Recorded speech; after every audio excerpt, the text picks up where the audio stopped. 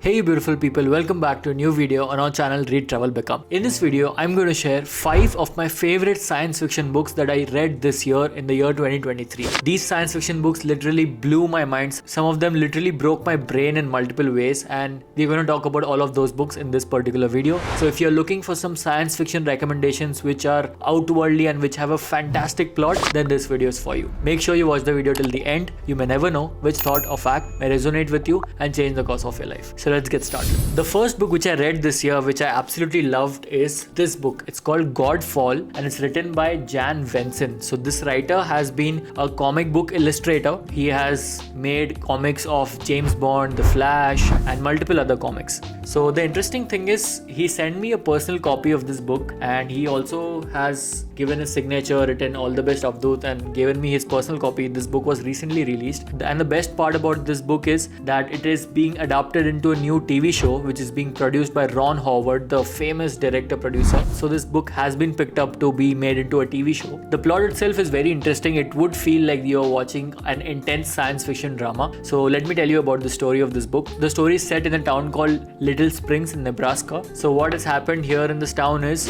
an asteroid has fell on this particular city, and when you get to know that it's not actually an asteroid, it's a huge 3-mile long alien, a dead alien which has fallen off onto the city. Now when this alien falls, the economics, the demographics, the psychology of people, the overall mentality of people around that area change. It suddenly becomes the most important place on earth, and some murders start happening around the place. So it's a classic whodunit mystery, but with a taste of science fiction. The plot is very, very interesting.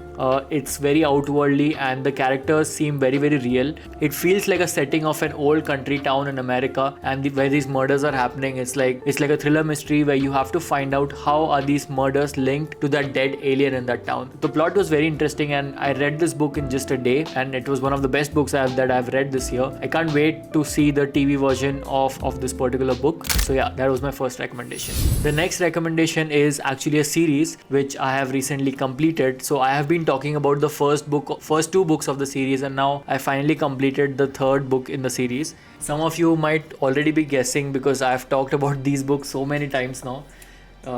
Please bear with me, guys. So I don't have the first book, but the second book is The Dark Forest.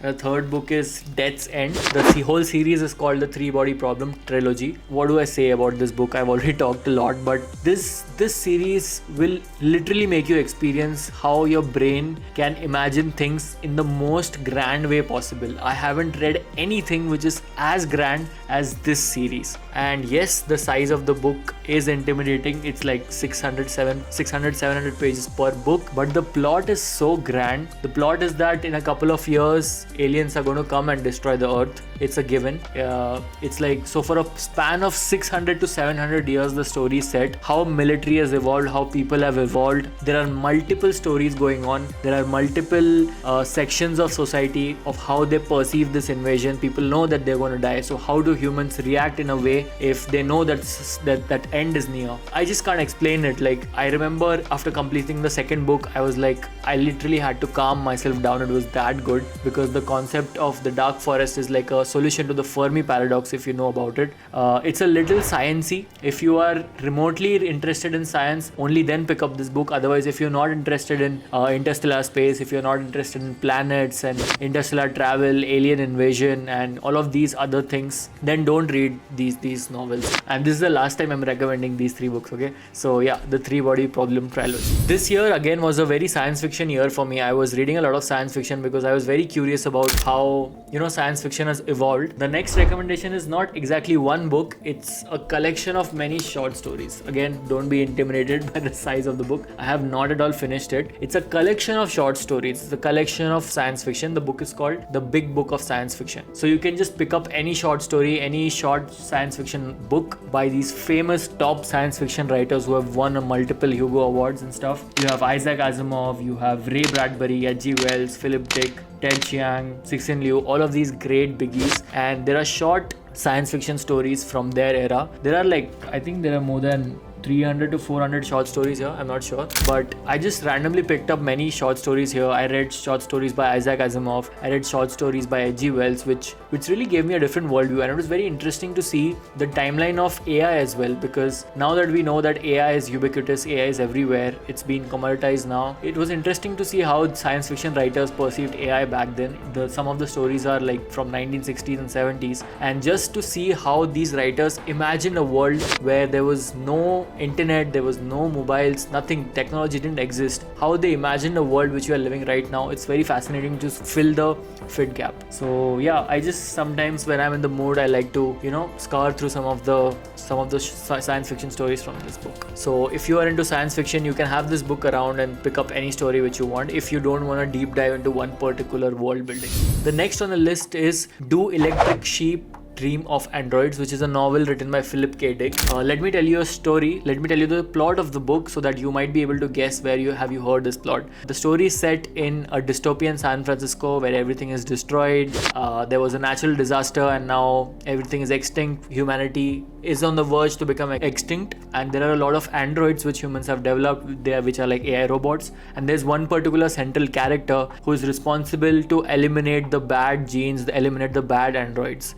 If you have guessed by now, this is the exact same setting of the movie Blade Runner. So actually the whole 2 parts of the Blade Runner series is inspired by this particular novel. It's a short story. I won't say it's a full-fledged novel, but it's very interesting to see how Philip K. Dick had the vision of writing very interesting characters and building the world in a dystopian way with a dash of science fiction again. So if you are a fan of Blade Runner, the very famous movie, you can read this book. It gives you a different perspective. The bad part that I did was I first saw the movie and then I read the book, but many elements of the book have been changed for the first part, but I saw the parts which were missing in the first movie. They have included all of those parts in the second one. So it's like a good collection, it's like a good ecosystem if you like that kind of a world. And the last science fiction which I absolutely loved this year was Sirens of Titan by Kurt Vonnegut. Again, Kurt Vonnegut is one such writer which not everybody can read. He is a very quirky writer. He writes in his own way. He writes whatever he feels like. At some point of time, he even writes that, oh, I forgot I had to write this, so I'm writing it now. I had to write it 10 pages back. He's that kind of a writer. It's an acquired taste. I wouldn't say Kurt Vonnegut is for everyone, but Sirens of Titan was again a very enjoyable read. It's about a character, Malachi Constant, who was a big businessman who loses everything and is transported to Mars to join an army, how he becomes aware of his world, and there's another character who has the ability to time travel into any particular era. He knows the future, past, present. He's like meta for God, and then how these characters interact together, what happens on Titan, which is like a moon of Mars. All of these things happen, and it's a fun story and very classic Vonnegut is it's a satire on all of the things that were going on around him at that point of time. He had just come out of a war. He spent days and days in a slaughterhouse in a bunker when the city of Dresden was bombed around him. So he's coming from that perspective where he's very angry with the government, he's very angry with the social stuff that is going on around him, and now he is using humor to explain all of these things. He's not outright hating all of the stuff that he wants to say, that he wants about America, but he is just using humor. He's just using extreme satire to make his point, which I absolutely love reading. Again, I'm warning you, it's not for everyone, and many people won't like his writing, but yeah, I loved it. So yeah, these were the 5 science fiction books that I absolutely love reading this year. Let me know in the comment section what were your top science fiction books this year. I would love to know them, and they would also serve as recommendations for other people who are watching our comment section. Thank you so much for watching this video till here. That's all for this video. See you in the next one. Bye bye.